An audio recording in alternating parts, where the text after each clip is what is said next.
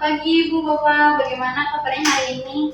Alhamdulillah baik. Alhamdulillah, hari ini datang bersama siapa? Kebetulan saya sekarang datang sama suami saya. Ini ada babysitter sama ibu saya juga. Sebelumnya terima kasih sudah datang hari ini. Kita akan berdiskusi santai mengenai pola makan dan pertumbuhan anak ya. Tujuan konseling hari ini supaya berat badan Ade bisa meningkat dengan baik dan tumbuh dengan maksimal ya. Nah, Ibu dan Bapak di sini tidak perlu merasa disalahkan ya, karena kita di sini bekerja sama untuk memenuhi asupan gizi anak Bapak dan Ibu. Baik, sebelumnya saya ingin bertanya ya Ibu, untuk makan anak Ibu sehari ini. Biasanya anak saya tuh makan nasi, terus kadang tambah daging juga ya. Terus dia tuh kurang suka sayur, jadi makan sayurnya sedikit. Kalau makan sering juga harus dibujuk dulu.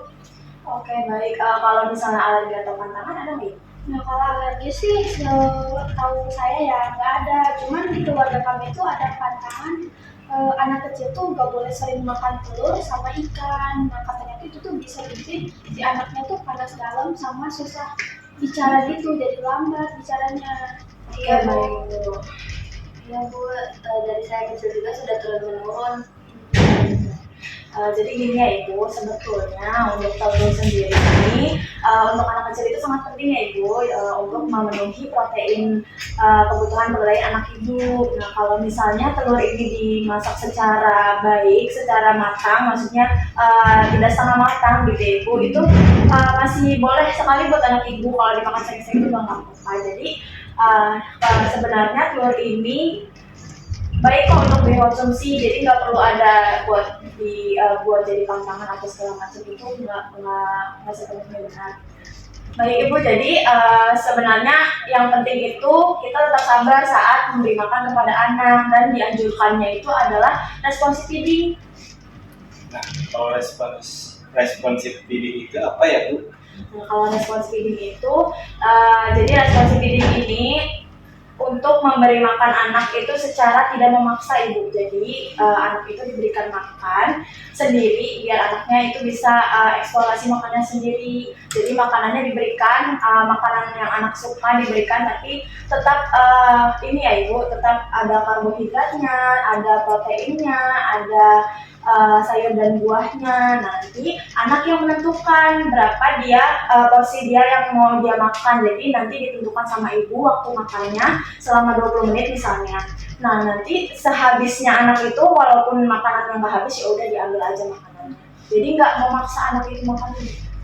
Oh, jadi nggak boleh dipaksa gitu ya? Iya, betul. Jadi, kalau makan balita itu ya Ibu, sebaiknya itu ada di 3 kali makan utama dan 2 kali selingan. Jadi nanti Ibu sebisa mungkin variasikan menunya untuk anak Ibu.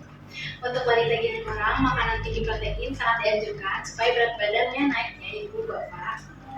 Tapi kalau ditambah susu formula bagaimana ya Bu? Nah, itu kalau misalnya untuk susu formula itu tidak wajib ya Ibu. Jadi kalau misalnya anak itu makannya udah terpenuhi dari makanan utama, itu nggak diwajibkan untuk minum susu formula. Jadi susu formula itu hanya untuk pelengkap aja, karena kebutuhan energi, protein, dan lemak dan karbohidrat dia itu sepenuhnya ada di makanan utama. Untuk gorengan bagaimana?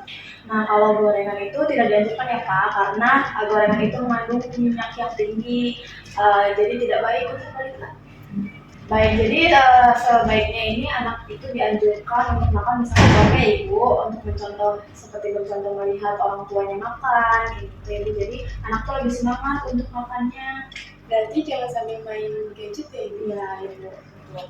Jadi sebenarnya kalau untuk main gadget kan fokus anak jadi berkurang ya Ibu, jadinya teralihkan ke gadget bukan ke makanannya, jadi itu mengganggu juga. Itu lebih baik tidak pakai gadget, jadi makannya sama keluarga aja. Oh iya Ibu Bapak, selain makanan juga kebersihan juga penting ya untuk kebersihan supaya anak itu tidak mudah sakit. Yang perlu dilakukan Ibu sama Bapak itu cuci tangan sebelum makan dan sebelum menyiapkan makanan adik. Gunakan air bersih dan juga sabun, dan simpan makanan di tempat yang bersih itu. Nah, selain itu, kalau anak sering diare, berat badan juga bisa sulit untuk naik. Baik, Ibu dan Bapak juga perlu rutin ya memantau pertumbuhan anak Bapak dan Ibu dengan cara melihat berat badannya, tinggi badannya, lalu dicatat di buku KIA. Jadi dilihat, dipantau antropometrinya setiap bulan ya. apa, Bu? Jadi jangan sampai lupa untuk kontrol berat badan setiap bulan ya, supaya kita tahu apakah anak itu sudah berkembang dengan baik atau belum. Kalau imunisasi itu masih penting nggak sih Bu? Itu sangat penting sekali Pak. Imunisasi itu wajib dilakukan pada bayi dan balita untuk mencegah penyakit berbahaya seperti BCG, polio, DBT, campak Pak. Jadi jangan sampai anak itu nggak diimunisasi ya. Baik Ibu Bapak, di sini ada leaflet ya tentang menu makan balita, cara pemberiannya, dan contoh snack sehatnya. Jadwal makannya juga ada. Bisa dilihat di sini apakah ada kita. Bisa lihat dulu dibaca di sini ya Ibu Bapak. Boleh. Kalau anak yang nggak mau makan sayur gimana? Oh baik. Jadi kalau anak tidak mau makan sayur, sayurnya itu bisa diakali ya sebagai campuran makanan yang dia sering makan atau makanan favorit anaknya. Baik. Semangat ya Ibu Bapak supaya kita bekerja sama untuk memperbaiki tubuh kembang anak. Baik, untuk pemantauan berat badan adik, tinggi badannya juga kita jadwalkan nanti ya Ibu di jadwal kunjungan berikutnya. Baik Ibu. Terima Terima kasih. kasih. Semangat ya Ibu.